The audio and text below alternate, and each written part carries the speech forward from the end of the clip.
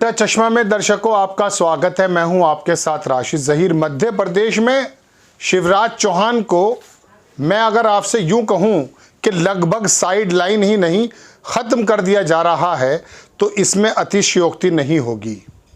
नरेंद्र सिंह तोमर कृषि मंत्री आप जानते हैं, उनका टिकट दिमनी विधानसभा से हुआ जो मुरैना सीट के अंतर्गत आती है।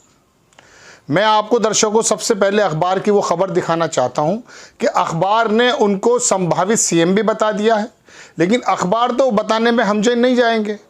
हमें समीकरण ये करना है कि जिस विधानसभा सीट से उनको उतारा गया है 2018 में, 2020 में, 2013 में भारतीय जनता पार्टी इस वाली सीट पर बुरी तरह से हारी है।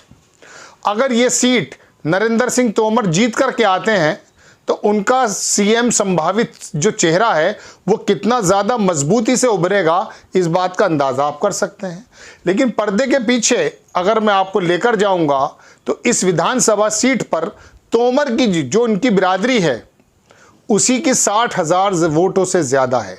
यानी कि नरेंद्र सिंह तोमर आराम से यहाँ जीत जाएंगे और बताया ये जाएगा कि देखिए 2013 से ये सीट बीजेपी के कब्जे में नहीं थी, नरेंद्र सिंह तोमर गए और वहां जाकर जबरदस्त जीत हासिल की। अब लिहाजा शिवराज चौहान की जगह नरेंद्र सिंह तोमर शानदार और संभावित और बेहतरीन उम्मीदवार हैं सीएम फेस के लिए।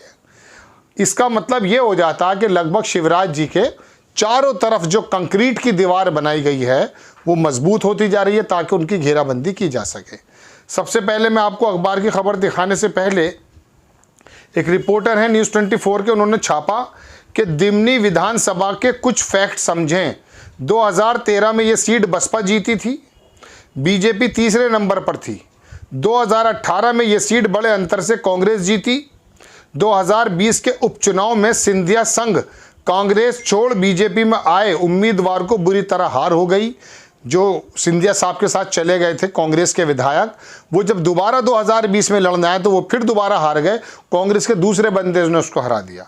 2023 में नरेंद्र तोमर यहाँ से उम्मीदवार हैं, तोमर सीएम होंगे, यही चर्चा उन्हें यहाँ एज देती है। ये तो सिनेरियो उसने बता दिया है। लेकिन 2014 में नरेंद्र सिंह तोमर शायद जब यहाँ से लड़े थे तो 1,97,000 वोटों से लोकसभा जीत कर गए थे। 3 बार लड़े हैं वो, एक बार शायद मेरे ख्याल से ग्वालियर से लड़े हैं और 2 बार मुरैना से लड़े हैं वो। तो एक बार जो मुरैना से वो जीते हैं लगभग 2 लाख वोटों से जीते हैं। चलिए अब अखबार की कटिंग देखें। अखबार लिखता है कि लिस्ट आउट 15 दिन पहले लिस्ट बाहर आ गई, but BJP potential CM face in MP yet to visit constituency. मतलब जो बिल्कुल संभावित चेहरा है बीजेपी का सीएम फेस है वो अभी अपनी कॉन्स्टिट्यूएंसी नहीं गए हैं। ये बात है, जाने की ज़रूरत इसलिए नहीं है दर्शकों कि मैं आपको बता रहा था कि वो सीट कुछ इस प्रकार की है कि वहाँ पे नरेंद्र सिंह तोमर के बिरादरी के लोग ही इस सीट को जिता देंगे। आप देखें समीकरण ये है कि दिमनी विधानसभा में सबसे ज़्यादा 65,000 वोट तोमर ठाकुर समाज के हैं। इसके बाद अनुसूचित जाति वर्ग के 48,000 मतदाता हैं। साथ ही ओबीसी वर्ग कुशवाहा, गुर्जर, यादव, बघेल, लोधी के मतदाता इस क्षेत्र में अहम भूमिका निभाते हैं। लोधी समाज भी ज़्यादातर भारतीय जनता पार्टी पे ही जाता है। तो कहने का मतलब ये है कि ये सीट इनडायरेक्ट वे में अगर आप इसका थोड़ा सा वो करेंगे तो तोमर यहाँ 65,000 हैं तो जीत जाएंगे आराम से। लेकिन जाहिर ये किया जाएगा कि देखिए साहब 2013 में बसपा जीत गई थी, 2018 में कांग्रेस जीत गई थी और वही कैंडिडेट जब 2022 में भारतीय जनता पार्टी की तरफ से लड़ा तब भी वो हार गया था।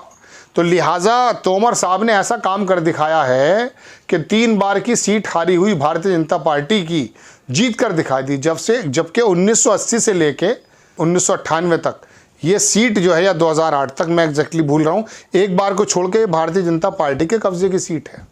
यहाँ तोमर, लोधी ये समाज बहुत ज़्यादा है जो भारतीय जनता पार्टी का परंपरागत है। 2 बार से मुरैना से लोकसभा से सांसद ये तोमर साहब हो रहे हैं। तो ये ईजिली, वैसे तो बहुत अच्छी पिच है इनके लिए, लेकिन बताया यही जाएगा कि साहब 3 बार से हारे। तो मैं आपको ये बताना चाह रहा था कि अखबार ने भी छाप दिया है इसको। अखबार ने बता दिया कि साहब सीएम फेस हैं ये। तो शिवराज जी चौहान साहब का जो किसी प्रकार से यहाँ पर उनको घेराबंदी हो रही है, उसमें एक कील मजबूत ये है। और जो 7 सांसद उतारे गए हैं दर्शकों, उसमें नरेंद्र सिंह तोमर केंद्रीय मिनिस्टर और कृषि मंत्री हैं। हालांकि ये किसी ज़माने में भी मध्य प्रदेश में पहले कृषि मंत्री ही थे, तो अब जाहिर सी बात है कृषि मंत्री बनने के लिए तो विधानसभा नहीं जीत के जा रहे हैं, इनको प्रमुखता से लाया जा रहा है। और शिवराज चौहान को, चूँकि वहाँ घोषित नहीं हुए हैं, वहाँ संभवतः नरेंद्र सिंह तोमर को चीफ मिनिस्टर बनाने की कोशिश की जा रही है। और इसी के बहाने शिवराज चौहान की, मैं कह सकता हूँ, लुटिया डूब होने की बात चल रही है।